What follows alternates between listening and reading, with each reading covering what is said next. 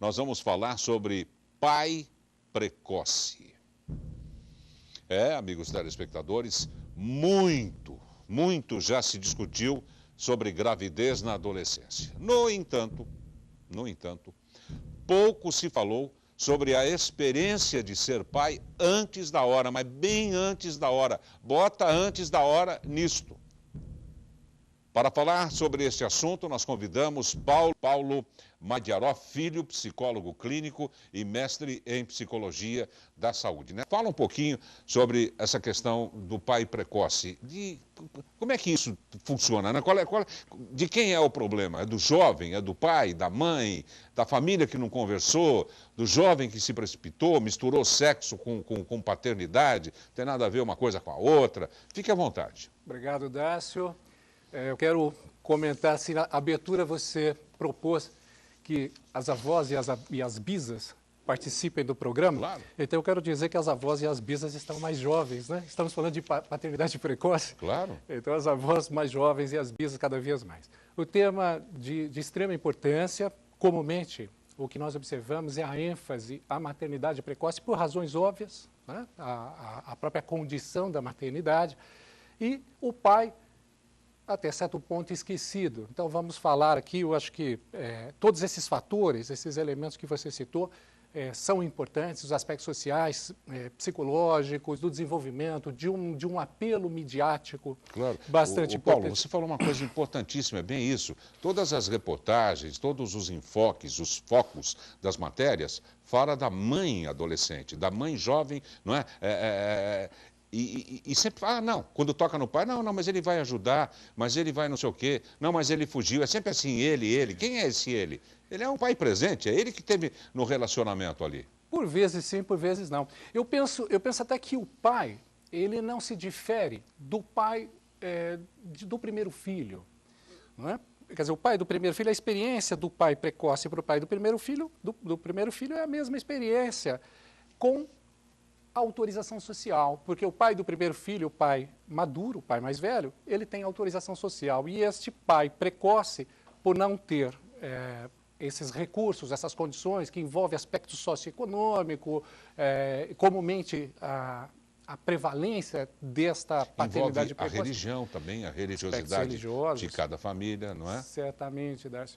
E se incide numa população até mais pobre, não é? Então, há estudos que demonstram que essa incidência ela acontece numa população até mais pobre. Mas porque isso falta informação, é isso? A informação é importante e até modelo, não é, Darcio? É um modelo, porque muitas vezes, se você for pensar na população mais pobre, por exemplo, a população favelada, que mora num espaço bastante reduzido, por vezes ocupado, superhabitado, né? 8 pessoas num espaço de 16 metros, e que convive muito precocemente com a experiência da sexualidade, amadurece mais cedo, e o filho se torna até um modo de afirmação do estar no mundo, em algum momento. Sem generalizações, é evidente que são aspectos que importam bastante como relevância para o estudo desse tema, né?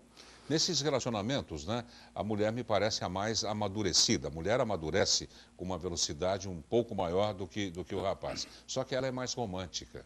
Ela ama de verdade, né? Então talvez isso descompense esse amadurecimento mais acelerado que a mulher tem na hora de decidir, não, Paulo? Certamente. E até por uma condição social importante. A mulher é treinada à maternidade, né? Qual é o brinquedo da criança? É uma boneca.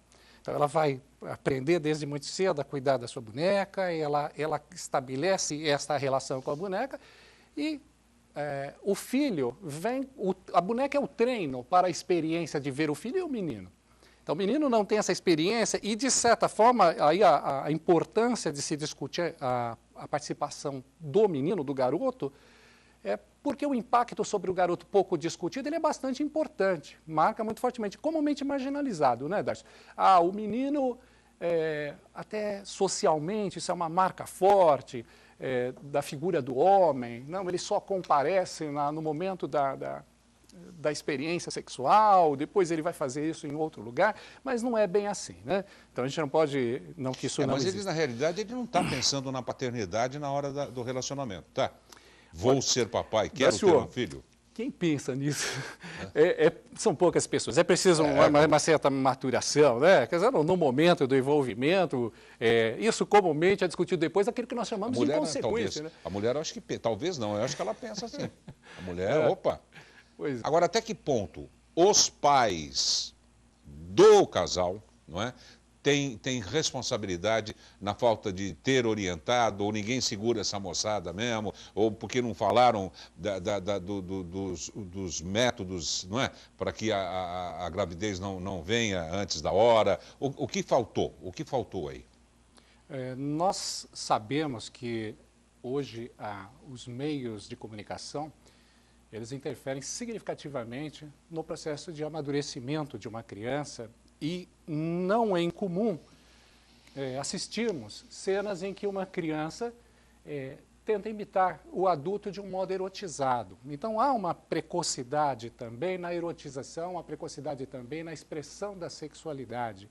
Essa expressão, concordando, até fazendo coro com o que a Valquíria disse, é que estas influências a qual estamos expostos vão determinar o nosso modus de conduta, de vida, a nossa forma de reação.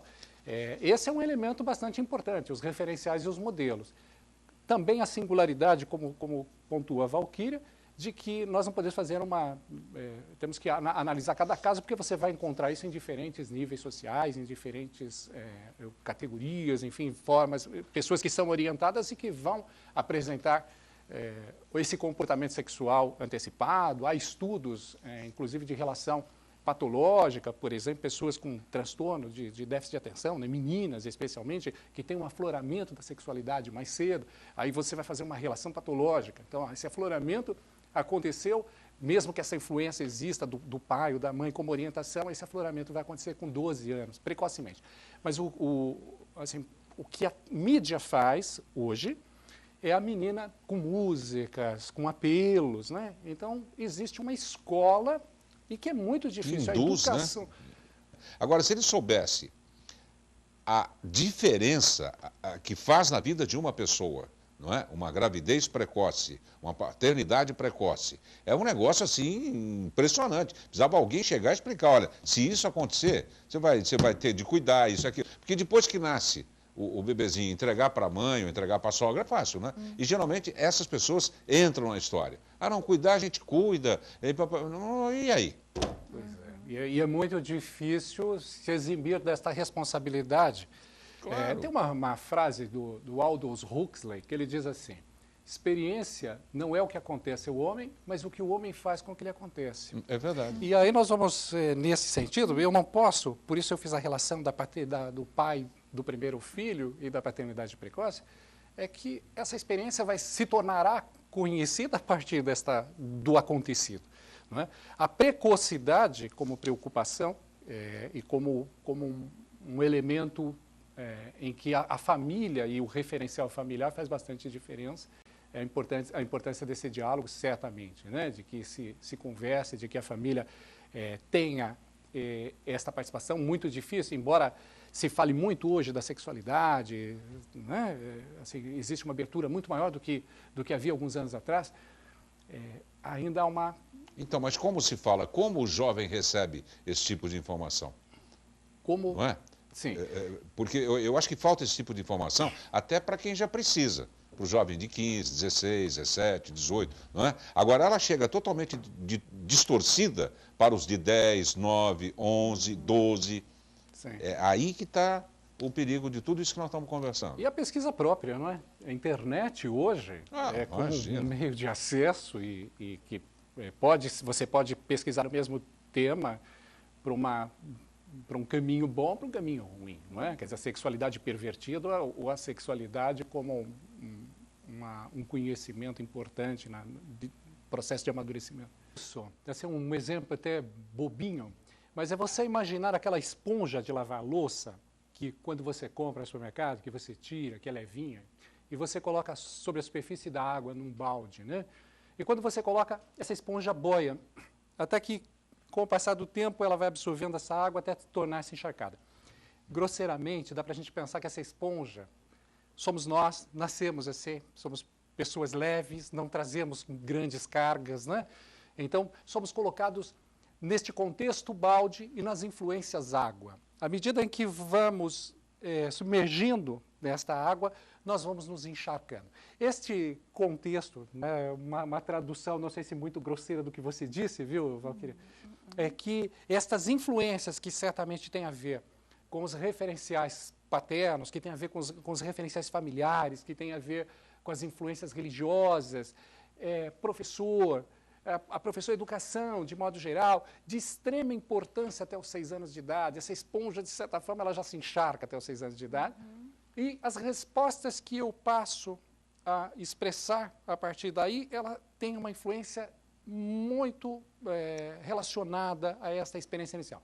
É claro que é uma metáfora, mas, enfim, para que a gente possa imaginar como esse processo, né, como esse processo aconteceu, eu penso que essas influências não vamos, evidentemente, reduzir apenas a este processo, porque é evidente que tem os aspectos filogenéticos, aquilo que você traz como herança, como referenciais. Nossa, você lembra muito o seu avô, o avô nem faz mais parte da família. Nossa, você tem o jeito do seu avô, né? Então, tem algumas características que são trazidas, ainda que a ciência, por mais que tenha evoluído, não conhece muito bem, mas nós não podemos, certamente temos que considerar este aspecto.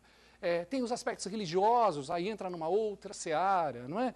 Então, assim, de que formação de caráter, enfim, de que egrégora você é, que aí tem essa importância também. Mas a influência social certamente tem um papel muito importante, viu, Dácio, nessa formação desse indivíduo. Isso independe do país, viu? Do primeiro mundo, segundo mundo, terceiro mundo, quarto mundo. Boa noite, estou falando de São Bernardo do Campo. Meu nome é Ariadne. Gostaria de perguntar para o psicólogo por que existe tanto preconceito de orientação sexual nas escolas. Obrigada. Obrigado a você, Ariadne, por seu simpático telefonema. Paulo. Como já foi dito aqui, não é, Ariadne? Ainda esse tabu, porque até se fala de sexualidade na expressão, numa expressão de corpo, se fala muito, mas não se fala da responsabilidade da sexualidade. E os pais, muitas vezes, são os impedidores até de que a escola possa assumir essa postura como educação. E lembrando até que na escola, os formadores de opinião, os educadores, eles também são pais, eles também têm seus referenciais e seus valores. É uma questão de âmbito muito maior. A importância de se inserir na educação uma intervenção, né, um sistema de atuação com o aluno, trazendo a sexualidade como algo natural e que faz parte desse desenvolvimento. Não tente você, pai, não tente você, mãe, trazer explicações complexas, não tente tratar da temática, conversar com teu filho, falando de um modo complexo. Ele não vai entender isso, não é? O que ele entende, desde bebê, é uma linguagem simples. Quando o menino coloca a mão no pipi, ele faz isso porque aquilo dá uma sensação boa para ele. Então ele experimenta aquilo. Comumente já vem o crivo aí, não é? Como aquelas frases até que a Valquíria citou. Então, assim, não põe a mão aí, está errado. Não coloca a mão no pipi. Olha a menina, não pode mostrar a calcinha, né? Então, isso faz parte do processo de educação e essa é a sexualidade como algo proibido, porque não pode ser expressada, não pode ser mostrada. Então, tratar essa questão, Ariadne, a importância de tratar essa questão na educação, de modo geral, quer dizer, na família, mas nas escolas também, de mostrar a naturalidade, de se falar disso sem chacota, de se falar disso tratando a questão como ela é, não é? Muitas vezes é chacotado, que se vai abordar uma questão, é motivo de piada, motivo de riso, vai mexer com valores, certamente, aquilo que cada aluno que faz parte da sala também traz como referencial, ou que o pai pode reclamar posteriormente. Mas é uma questão bastante importante a que você trouxe e que deve ser estudada, e penso até que estamos caminhando para isso, porque já estamos, inclusive, aqui discutindo esse tema, tem sido abordado agora com de um modo mais sério, né? Eu creio que isso brevemente acontecerá de um modo saudável. O Paulo Madiaró Filho, psicólogo clínico e mestre em psicologia da saúde. Muitíssimo obrigado, Paulo, pela sua presença aqui. Até a próxima. Obrigado, Dácio, pelo convite. Agradeço bastante. O site é www.universopsi.com.br.